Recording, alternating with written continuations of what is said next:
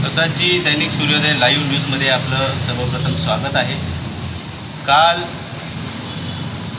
संपूर्ण देशाने स्वातंत्र्य दिन साजरा केला आणि त्याच दिवशी तुम्ही या माणगाव तहसील कार्यालय या ठिकाणी उपोषणाला बसलेला आहात। बरोबर काही महिन्याआधी मे महिन्यामध्ये साधारण तुम्ही या ठिकाणी हेच सर्व विषय घेऊन तुम्ही या ठिकाणी उपोषण केलं होतं। या उपोषणाने दरम्यान इथल्या अधिकाऱ्यांनी तुम्हाला खाली काही आश्वासनं दिली होती। ही आश्वासनं खरी तर फोल ठरल्याचे दिसत आहे। तर आज पुन्हा या ठिकाणी आपण उपोषणाला बसलेला आहात आणि आत्ता स्थिती अशी आहे की आपली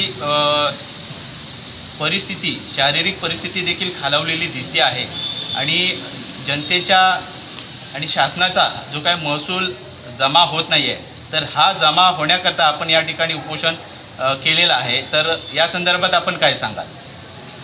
बघा, हे उपोषण जे आहे ते मी शासकीय उद्दिष्ट जे आहे किंवा महसूल जे गोळा व्हायला पाहिजे त्यासाठी इथं उपोषणाला बसलेलो आहे।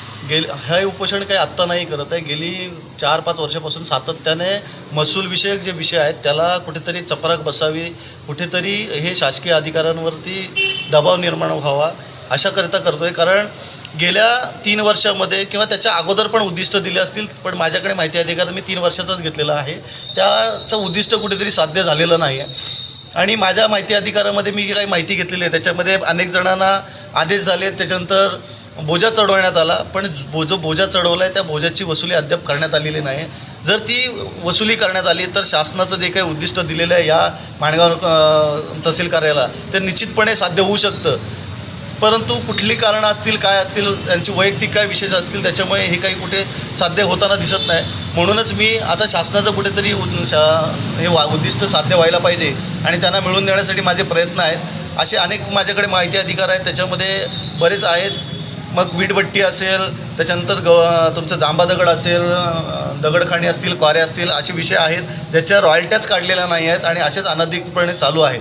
पण जे काही आहे ते शासन जमा व्हायला पाहिजे म्हणून माझं उपोषण चालू आहे। त्याचबरोबर माणगाव नगरपंचायत हद्दीमध्ये एक बिल्डिंग आहे जी अनधिकृत आहे असं मी म्हणतो, कारण याला नगरविकास रचनेकडून जी आहे ती स्थगिती आली होती आणि त्या नगरविकासच्या स्थगितीनंतर नगरपंचायतने त्यांना स्थगिती दिली होती आणि असं असताना स्थगिती उठलेली नसताना ती पूर्ण बिल्डिंग बांधून झालेली आहे आणि यातच जे नगरचे मुख्याधिकारी आहेत यांनी त्यांना ओसी दिलेली आहे।